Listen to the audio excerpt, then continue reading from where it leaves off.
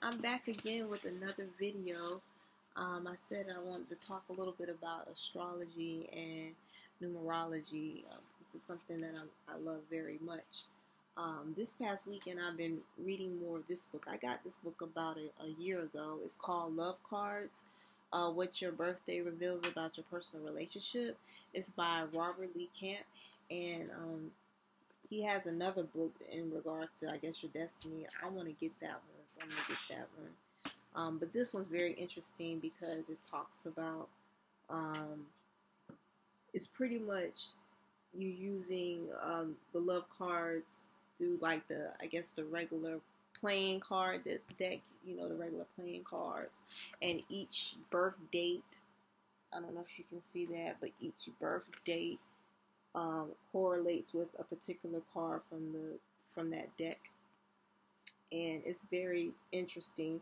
And you can look at how your relationships with people like your loved ones, your friends, your significant other, or your spouse or whatever. You can see how you all interact with each other, and if you have like a karmic connection or whatever, or a past life kind of correlation. It's really interesting and cool, and it kind of makes sense when you go through it.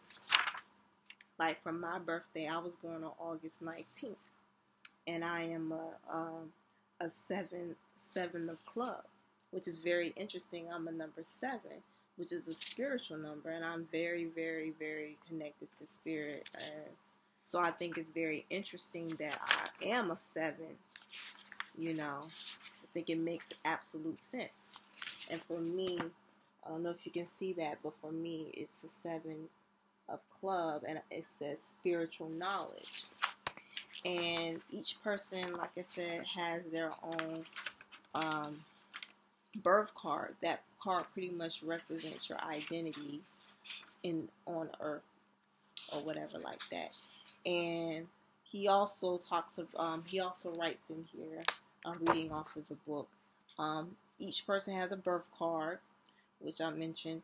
It's most important of all the personal significators. Our soul's identity is in this current lifetime. So this is pretty much like I said, your identity. Then you have your planetary ruling card. Each birth date has its planetary ruling card. If you're a Leo, you don't have a different planetary ruling card. For some reason, that's just how it is. So it's like you're a double whammy of whatever your birth card is. So like I'm like a supercharged spiritual knowledge card. Because some people may be a 7 of club. Like you could be a 7 of club, but if your birthday's on April 27th, which is a Taurus, then you are a Queen of Spades. So your planetary ruling card is different from your birth card. And your planetary ruling card is the next most important card, and it's how you express yourself through your work and life or whatever. So for me, my birth card and my planetary ruling card is a 7 of club, and that is the spiritual knowledge card. And then you have your karma cards, which it reflects your past lives, or your past life gifts in areas where we have spiritual growth and challenge. And you have 2 of them. The first one is supposed to be more of a negative aspect. It talks about, the hidden characteristics within yourself that you have, and you need to work out and learn lessons through that. And then there's the second card, which is more of a positive aspect, and it's also like hidden talents or gifts that you have that you can utilize or whatnot. And for me, my karma cards is an 8 of diamond. It's the Sun card, which is kind of interesting because the Sun card they said is like Leo. And I'm a Leo already. That's funny. But the 8 of Diamond, that is a very powerful card. Whenever you have an 8, that's so powerful. Like, I think of money. I think of like some being able to manifest things quickly, which makes sense because this year is my personal year in numerology. Is 8, and it's like, to me, a year of harvest, of manifestation. Like, you can literally think of things that you want and it can happen, type of thing. So, but what I was reading about 8 of Diamonds, just to make it really quick, is that you are very like, this is a very powerful card, and if you're in, I may have abused my power in my past life. No, I probably did. Yes, I know, just based off of just looking at my whole life spread, based off of this book, based off of that, I abused power in some shape or form in my past life, and I'm here, and so I think it's interesting that I'm a 7, spiritual knowledge. But Jack of Spade, I'm trying to make this. I can make this video. This video is going to be long, so I don't want to get long-winded in each card because I could really go deep. But it's just very interesting. Just know that in my past life, I abused my power, and 8 of Diamonds is very powerful. And that's a money card. That's it's big. Jack Spade, the actor card, which is very interesting, because that card name is spiritual initiation. It's about spiritual doing. So I thought that was interesting too. That's a hidden quality that is actually like a hidden, like a positive hidden quality in me. So when I think about the 8 of Diamond, I know deep down inside I have like control issues and stuff like that deep down. This is deep, like, for real, when I think of the karma cards. But going back to my life spread, like, I'm gonna show you really quick. This is mine. You can't really see it that well, but it kind of reminds me of the birth chart. In astrology, you have the birth chart, and you have each person based off of the time, the day they were born, the time they were born, what the time they were born, the location they were born in. The planets were aligned in a certain spot, certain area, or whatever. So, you have your moon. So the moon was in a certain position. And when I was born, moon was in Libra. Then you have Venus. The Venus for me, when I was born, the Venus was in Leo. Not Leo, Cancer. My bad. The sun was in, of course, Leo, because I'm a Leo. What else? Jupiter was in. What was Jupiter in? I don't remember about Jupiter. Mercury was in Leo. Mars was in Leo. I have a lot of fire and air in my chart. Very masculine. But for me, the point I'm trying to make is it reminds me of the astrological birth chart, but instead of using the actual zodiacs, they use cards in this book or whatnot.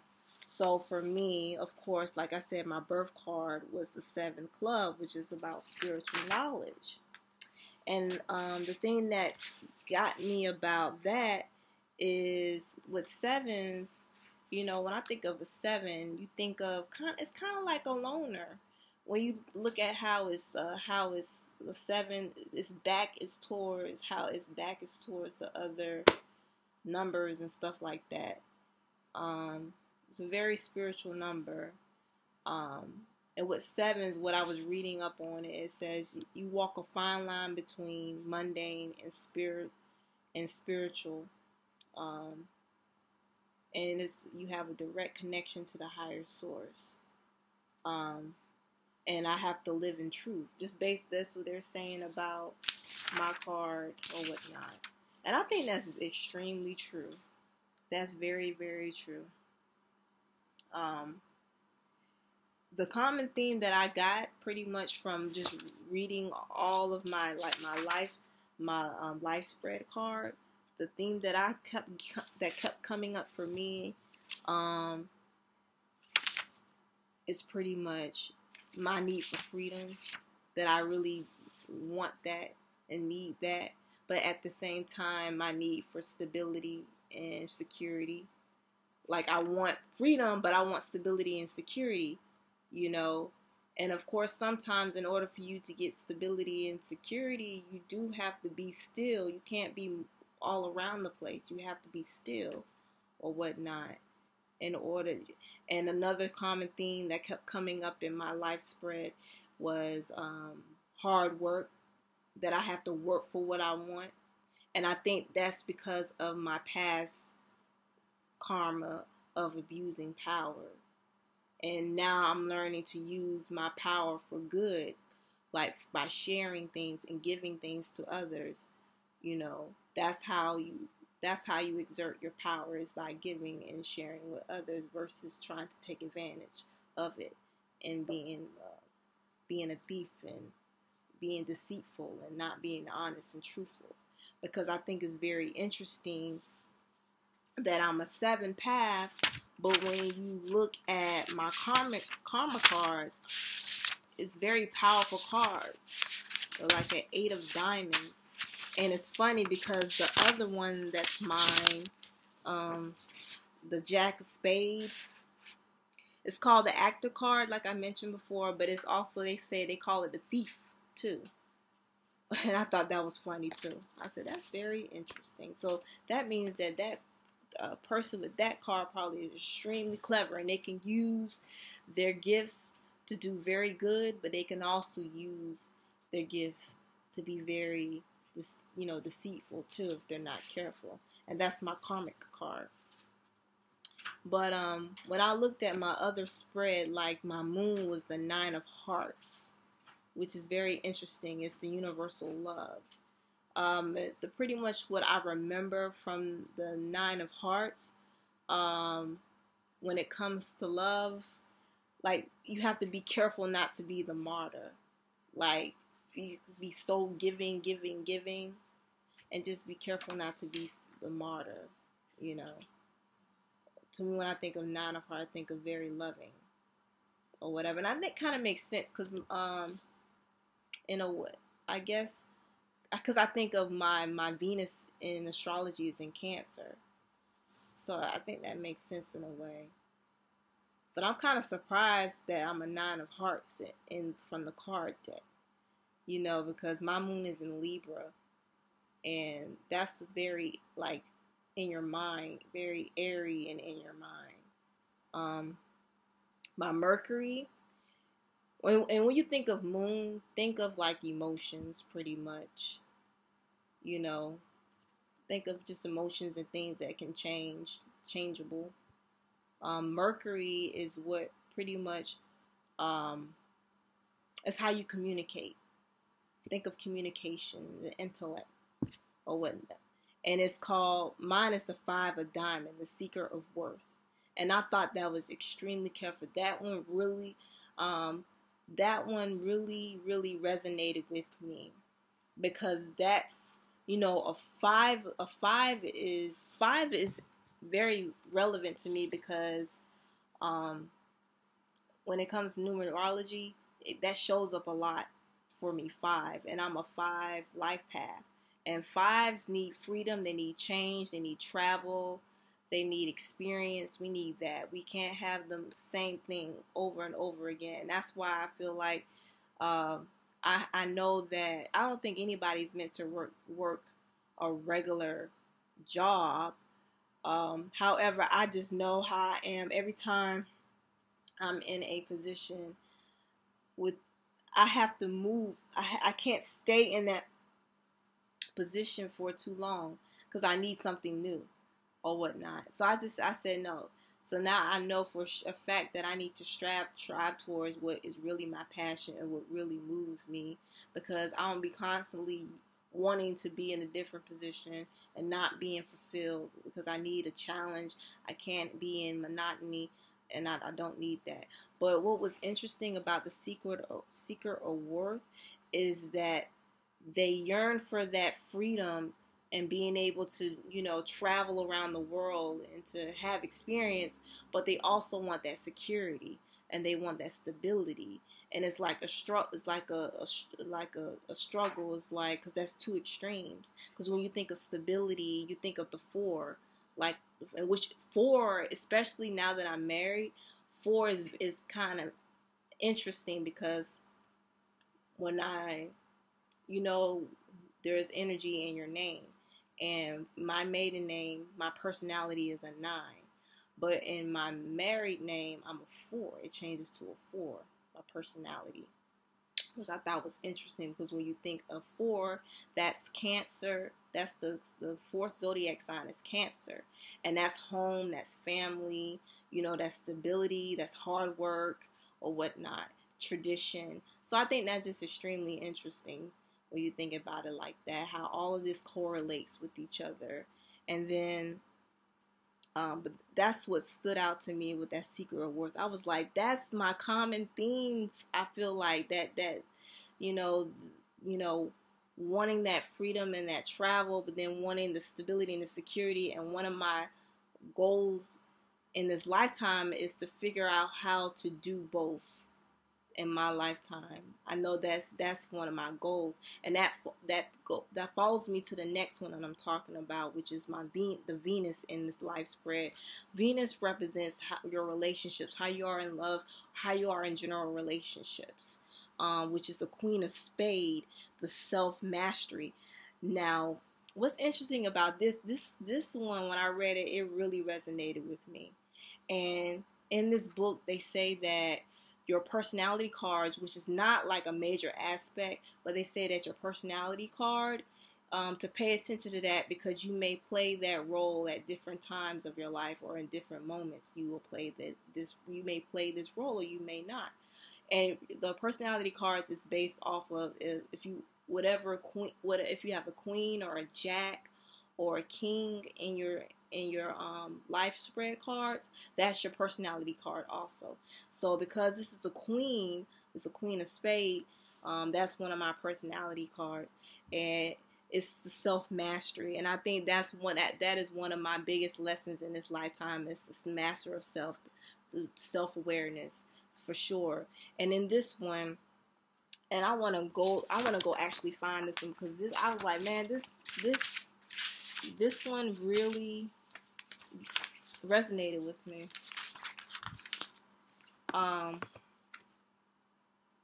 The Queen of Spades is self-mastery. And it says, I'm just going to read a little bit of it. It says, these people of power, people of much power and authority are surprisingly not always found in positions of authority or prominence. They often end up in menial positions where they bitterly complain about their position in life and never amount to such. They can become too ingrained in the struggle mentality and work ethic to see beyond it. However, this is the card of self-mastery that sits in a very crowning position in the spiritual spread. If these people recognize their powerful gifts and take responsibility for their life, they can rise to the heights they desire. And I said that, you know what, that's what it is.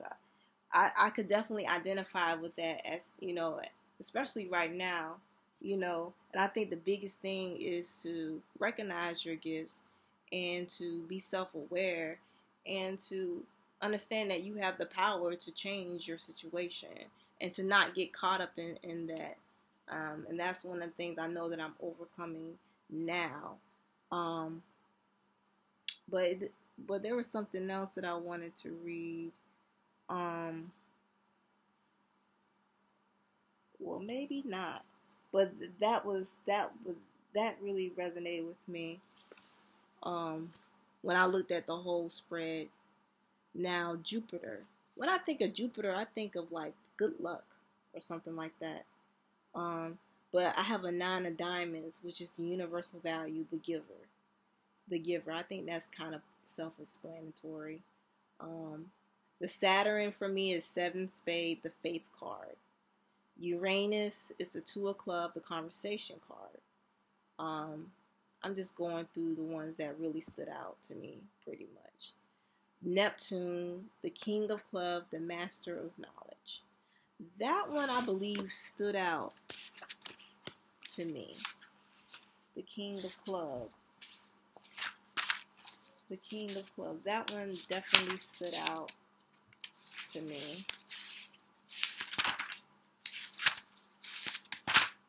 It's the master of knowledge. Yep.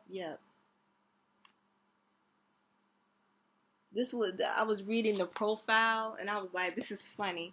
It says the king of club make distinctions in their life about everything and are very sensitive to things that other people care little about. If something is not right with them, if some detail is missing, some T uncrossed or some I undotted, they will not feel at ease until the situation is remedied. They can be a stickler for details, and in their mind, there has to be a reason for everything. So the king of club is always searching for these reasons and is never truly satisfied until they have found the ones that resonate with them as the truth. Once they have found the truth about something that resonates in this manner, they will stick by it with their heart and soul. In their quest for higher and higher truths, they undergo many powerful transformations. They end up burning in the fires they create.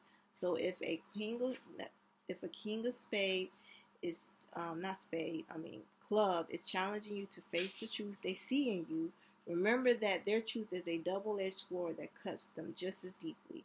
Most of them seem to understand this, and they give out criticism or suggest. And when they give out criticism or suggestions, they do it with compassion, understanding of what they're saying. I think this is very interesting. When I think of Neptune, it's like a higher octave of Venus. I think of dream, fantasy, things like that. And in my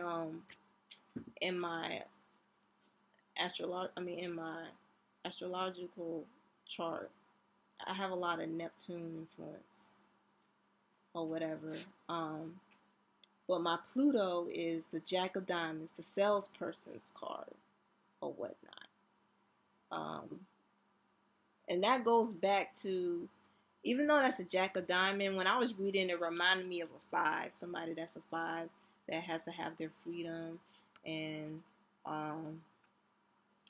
it's interesting that that's in Pluto, because I would never think of me as the salesperson, but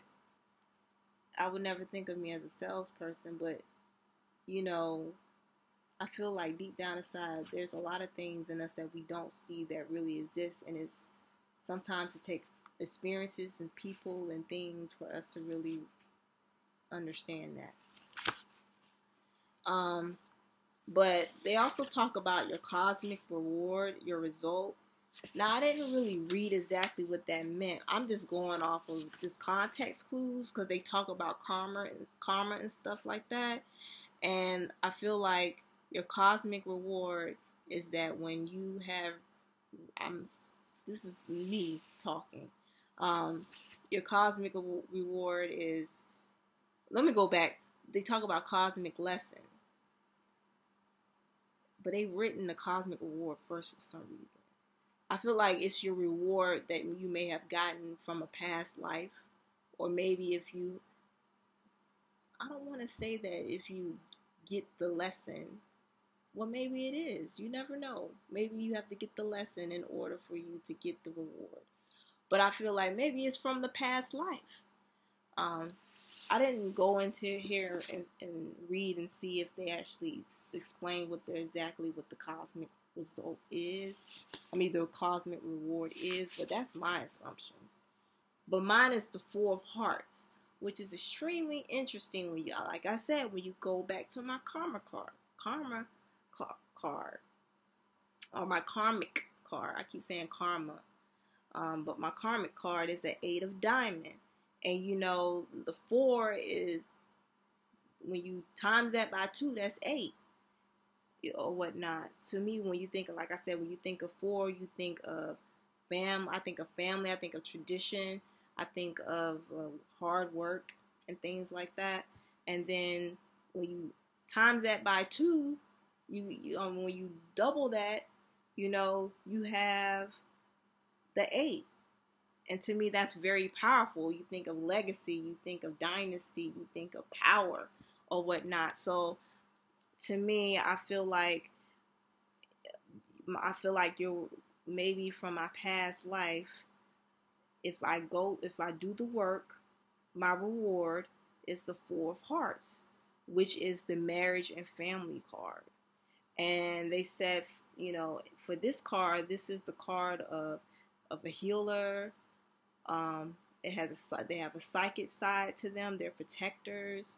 And I think it's interesting that it's the family and marriage card. I mean, I think that's self-explanatory. The cosmic lesson, though, that I have for me is also a 4. It's a 4 of diamonds. It's about stability and values. It's called stability and values. It's protection of finances through hard work, to get over that struggle ethic. You remember, I brought up in the self-mastery about getting over that struggle mentality, feeling like in order for me to be successful, that it's going to be hard. It's going to be tough. So I think that's the biggest thing, is overcoming that through your spirituality and self-awareness. So I think that's extremely interesting. And I think that this is, it's amazing. I feel like even though this video is almost 30 minutes long, I could really go in and break this thing down. But I really don't want to be too as long-winded as I've already been.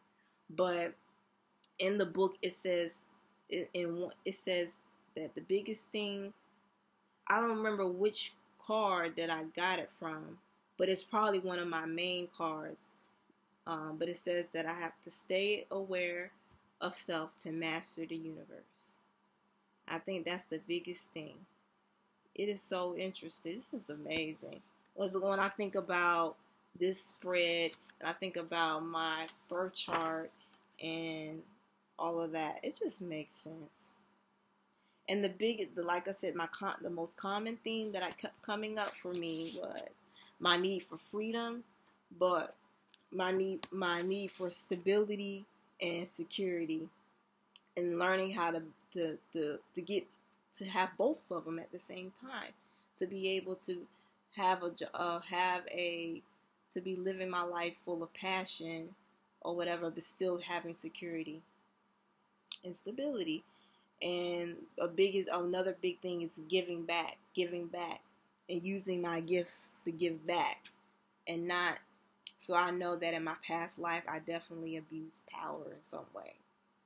I was powerful and I abused that. So I'm learning it in this lifetime and spirituality is a big part of that, a huge part of that. And if I don't use spirituality, if I don't use that as one of my means of getting through this lifetime, then I'm gonna be a very unhappy, very miserable, angry person. So that's what I took from it. And I encourage, everyone to definitely read up on this stuff, and really, because you could really see the patterns and understand it. It's amazing or whatnot. And but that's all I have for now. Thank you for sharing. I thank you for listening. I'm sorry, not thank you for sharing. Thank you for listening. Have a great evening.